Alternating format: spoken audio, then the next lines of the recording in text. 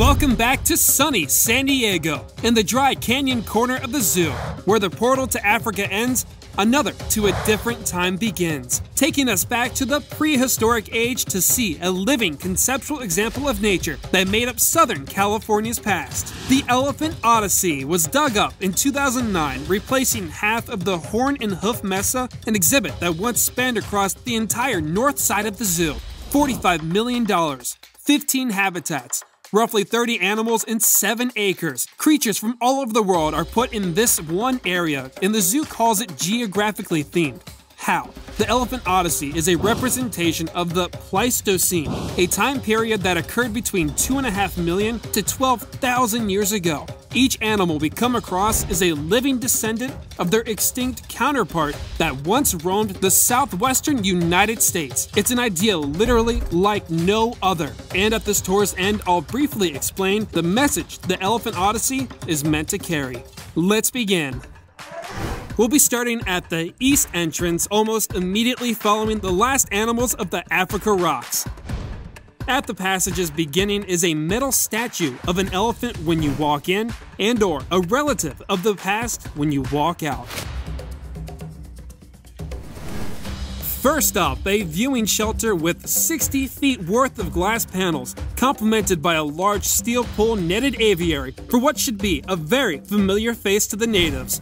The California Condor, the largest flying bird in North America, once ranging from here to Florida, but by the mid-80s, only 27 were found in the wild. But thanks to the zoo and its safari park, they led a captive breeding program that helped this bird recover from near extinction. Now there are nearly 400 living in the wild, half of which were born in a zoo. There are 2 here on display, coexisting with a raven, by the way. They may be native to the Golden State, fitting the theme, but they actually represent the extinct Merriam's teratorn, a massive bird of prey that weighed 30 pounds and had a wingspan of 11 feet. Sharing their viewing spot is a box structure with 2 terrariums on either side, all of which are connected and act as cooling burrows for the animals to retreat from the heat after basking in the sun in this outdoor tank that contains 3 kinds of rattlesnakes. Directly adjacent is a simple corral for domestic horses and burros, representing the extinct North American wild horse. But this was meant to contain the Przewalski's wild horse. In the very first plan, it was revealed that exhibit was reserved for a zebra and camel mix. But half of that did come true in this one, containing 2 hardy creatures of the desert from other sides of the world, representing a nearly identical extinct version of itself. The Baja Peninsular pronghorn, a critically endangered subspecies found in Baja, California, Mexico. Their name comes from the unusual prong in their horn, and we're looking at the hemisphere's fastest terrestrial animal. They reach speeds up to 40 miles per hour. It's thought that they got the speed because they had to outrun the extinct American cheetah, which always watches over them here at the zoo. With this antelope-like creature, the more popular dromedary camel, the one-humped variety. It's an odd mix, but this desert hoofstock, once found in the Middle East and North Africa, is now extinct in the wild and domesticated for means of transportation. In the Odyssey, they represent the taller western camel that once roamed from Mexico to Canada. Right next door, an exhibit once meant for the pronghorn to actually share. No surprise what's in here, but first, what can't be overlooked is a 100-foot-long, glass-fronted, open-topped stream, jokingly considered the best of the Odyssey for its contrasting natural design. It contains well-hidden toads, skinks, and pond turtles. The path then takes you to the opposite side of the attraction, so the habitats are now on your left. But in the middle of that transition is a shallow tunnel with 4 terrariums where I spotted a rhinoceros beetle, fainting beetles, leaf insects, and red-knee tarantulas. And just beyond that tunnel is the name in this Odyssey. The entire middle section is reserved for their elephants. They have multiple habitats, each with their own specific terrain, and individually are larger than any other exhibit in the zoo. The first on the trail can only be accessed by the animals if they walk over that tunnel. The second puts them well over your headline for a very unique perspective. Connected right next to that is the Elephant Community Center, San Diego's own version of an elephant house, except it's 100% outdoors and publicly where keeper-to-animal interactions occur. And then beyond that, the largest section is a third yard covering over an acre. Before all of this, they had these large pachyderms in the urban jungle area, and their exhibit is now accompanied by an Indian rhino. When comparing the former and current areas, the Elephant Odyssey is 76% larger. Now what on earth are these? They're called utilitaries. They act as multi-purpose, multi-leveled feeding spots. They do look a bit unnatural, but there are bushes planted on top of them, and one day, hopefully, they'll spread out to drape over the dishes and create a more aesthetically pleasing canopy. This opened with 7 total elephants and is currently home to 3 subspecies.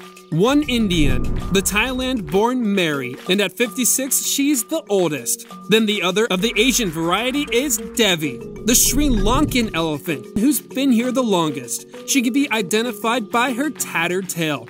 Then at this exact time, they had 2 Africans, the Arizona native Shaba, the newest resident, and then Tembo, a former animal actor easily recognized by her half-absent ear. She arrived at the zoo in 1983, considered to be a teenager at the time, but unfortunately passed away in December of 2019 at the age of 48.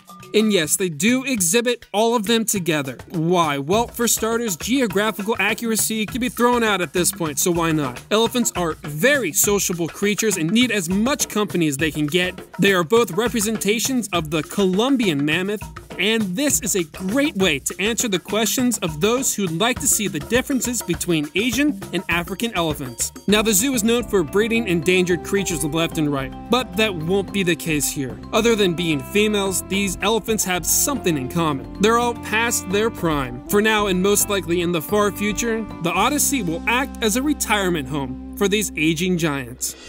Now to move on, I hate to do it, but we gotta do a bit of backtracking. Nearly across from the care center is a smaller aviary that can be viewed from the side and the front. Here lives a black-billed magpie, and for the first time on the channel, the secretary bird. A gorgeous, stork-like sub-Saharan raptor unlike any other. They stay mostly on the ground. Their powerful legs are used for moving brush out of the way so it can stomp on its prey, which includes grasshoppers, small mammals, snakes, lizards, and even tortoises. They get the name because their quill-like crest resembles that of an old-time high government official with quill pens tucked behind their ear. They're in San Diego to act as the Daggett's eagle, a long-legged hawk thought to hunt exactly as the secretary does.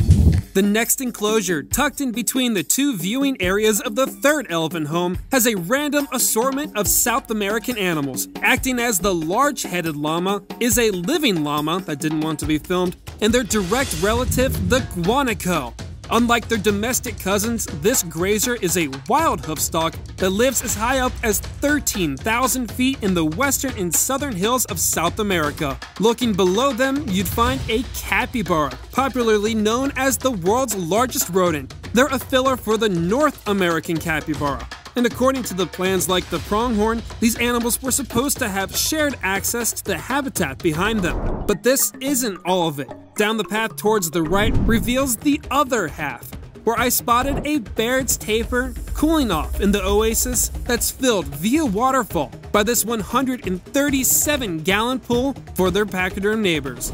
Now we're in the Mammoth Passage Plaza, the Odyssey's other entrance where you can get up close with life-size structures of a Colombian mammoth family of 3.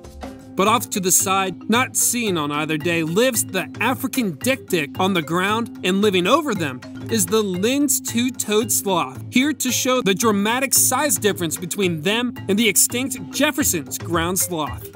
And opposite to this, living in the Odyssey's most lush environment, the Jaguar.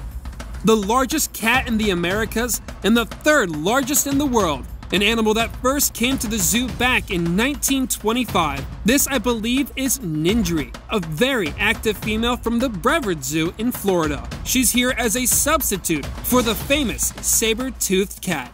Reflecting their habitat to the left is the last on the trail, finishing strong with lions, the logo of the San Diego Zoo and the animal credited for starting this park in general. Filling in for their extinct American counterparts are Ernest and Miss Ellen, a brother and sister pair that were born at the safari park in 2014. There's no more animals along the way, but what makes up the other entrance is the fossil portal. After we just saw the living past, this now shows the extinct present. They do this with a tar pit. Though I didn't see the process, it fills up with black water and is eventually emptied to reveal scattered remains of 6 creatures that no longer exist. And that essentially is the message of the Elephant Odyssey: conservation. All of these extinct animals have something in common. They either fell victim to human involvement or natural climate change. The California condor is actually an ancient bird that survived to present day. It still needed saving by us, from us. So where are the other animals headed? Are they going to end up like their ancestors, or are we going to also have to intervene? And that, ladies and gentlemen, concludes the Elephant Odyssey. Please comment below if you think the zoo did a good job executing this concept with its message and design. Next time we're back in San Diego, we'll be starting a continuous trek through the entirety of the Lost Forest. Thank you for watching.